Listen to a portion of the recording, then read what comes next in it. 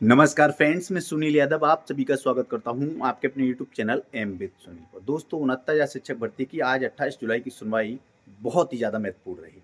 69,000 शिक्षक भर्ती की आरक्षण पीड़ित अभ्यर्थियों को या कह सकते हैं जो भी माननीय सुप्रीम कोर्ट में पहुंचे उन्हें बहुत जल्दी बड़ी खुशखबरी मिलने जा रही है। दोस्तों आज माननीय सुप्रीम कोर्ट का रुख स्पष्ट तरीके से स्पष्ट हो गया और जिस तरीके से सरकार का रुख था, सरकार का रुख भी एकदम क्लियर हो गया। सरकार क्या करना चाह रही है? सरकार 69,000 शिक्षक भर्ती में जो सामान्य वर्ग के अभ्यर्थी गलत तरीके से या कह सकते हैं आरक्षण पीड़ित अभ्यर्थियों की सीटों पर जो नियुक्त हो गए हैं, सरकार उन्हें हटाना नहीं चाह रही है। तो वहीं दूसरी तरफ माननीय सुप्रीम कोर्ट ने इस बात को क्लियर कर दिया है कि अगर सरकार उन्हें अवैध तरीके से चयनित अभ्यर्थियों को अगर नहीं हटाना चाह रही है, तो वो भी अनुच्छेद 142 का प्रयोग करते हुए जो माननीय सुप्रीम कोर्ट में जो आए हैं या जो याची हैं या जो पीड़ित हैं उन पीड़ितों को न्याय देने के का मूड बना चुका है माननीय सुप्रीम कोर्ट। मैं उम्मीद करता हूँ जो भी साथी 69,000 शिक्षक भर्ती में आरक्षण पीड़ित होंगे या जो संघर्ष कर रहे हैं उन्हें बहुत जल्दी एक पॉजिटिव न्यूज़ देखने को बहुत जल्दी मिलेगी। दोस्तों आज की सुनवाई से चारों तरफ एक कह सकते हैं पॉजिटिव सकारात्मक माहौल दिखाई दे रहा है।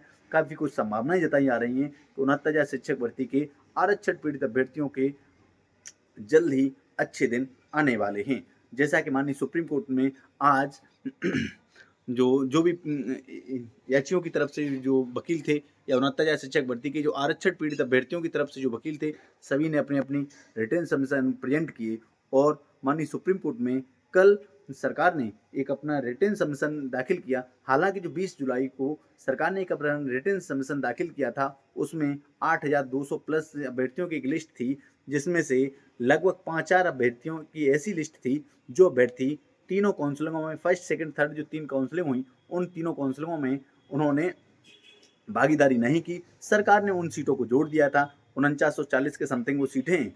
तो ऐसे अभ्यर्थियों को जोड़ के लगभग 8,200 के आसपास सीटें बनती हैं।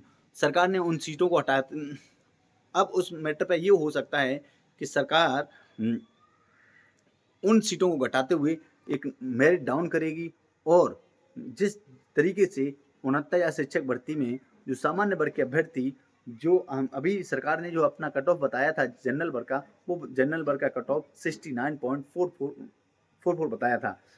और वहीं जो ओबीसी पहले जो कट ऑफ थी 69,000 शिक्षक भर्ती की जो थर्ड काउंसलिंग हुई थी, उस थर्ड काउंसलिंग में जो जनरल की कट ऑफ गई थी वो 66.49 तक गई थी। तो इस तरीके से कह सकते हैं लगभग 3 गुणांक के बीच के जो अभ्यर्थी हैं वो बिल्कुल गलत तरीके से नियुक्ति पा गए हैं। अगर ये गलत तरीके से नियुक्त पाए हुए अभ्यर्थियों को सरकार नहीं हटाएगी तो वहीं माननीय सुप्रीम कोर्ट अनुच्छेद 142 का प्रयोग करते हुए जो पीड़ित अभ्यर्थी हैं, ये जो पिछले काफ़ी लंबे समय से माननीय सुप्रीम कोर्ट में लड़ाई लड़ रहे हैं, उन अभ्यर्थियों को नियुक्ति दे सकता है। ये सुप्रीम कोर्ट का अनुच्छेद 142 के तहत जो अधिकार है। अब कुछ हमारे साथी कहेंगे इसमें सीटें नहीं बढ़ाई जा सकती हैं, तमाम तरीके के कमेंट करेंगे, लेकिन साथियों आपने देखा होगा कि अनुच्छेद 142 के तहत माननीय सुप्रीम कोर्ट को विशेषाधिकार होता है, एक सुप्रीम पावर होती है।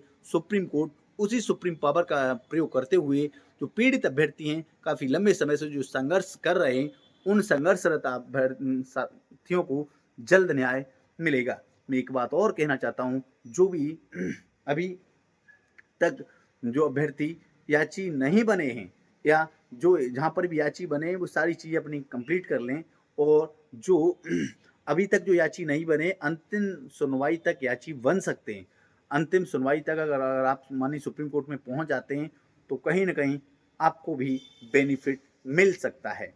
मैं उम्मीद करता हूँ कि पहले तो मुझे लगता है कोई भी ऐसा भाई या बहन नहीं रहा होगा ओबीसी एससी समाज का जो कहीं न कहीं याची न बन गया हो।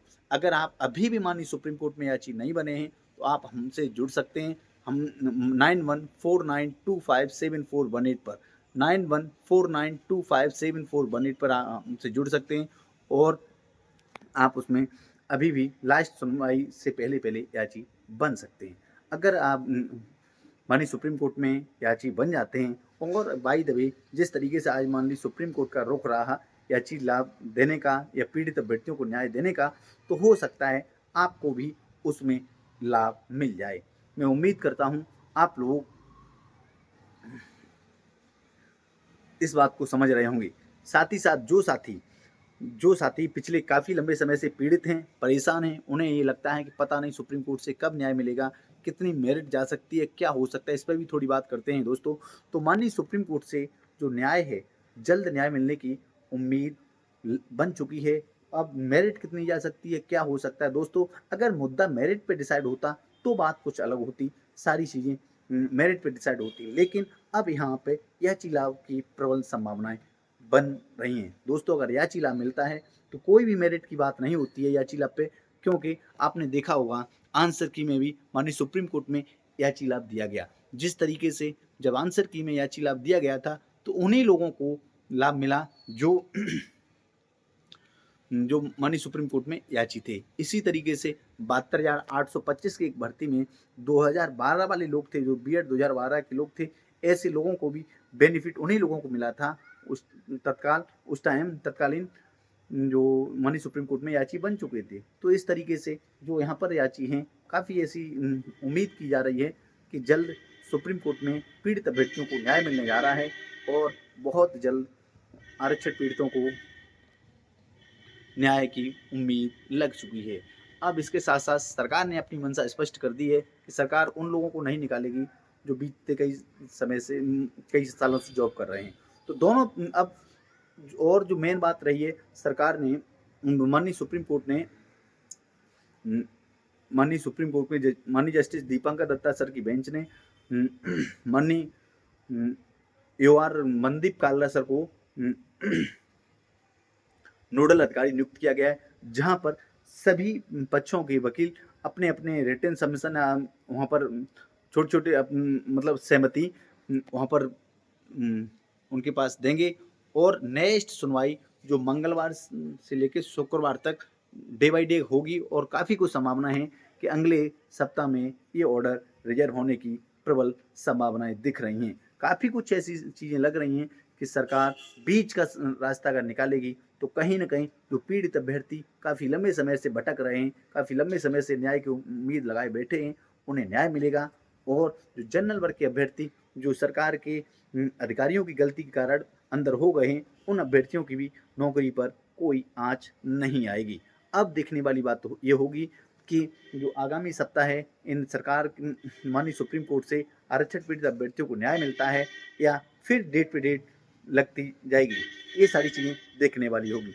हालांकि मैं उम्मीद करता हूँ कि आरक्षित पीड़ित अभ्यर्थियों को अगले सप्ताह में जल्द न्याय मिलेगा।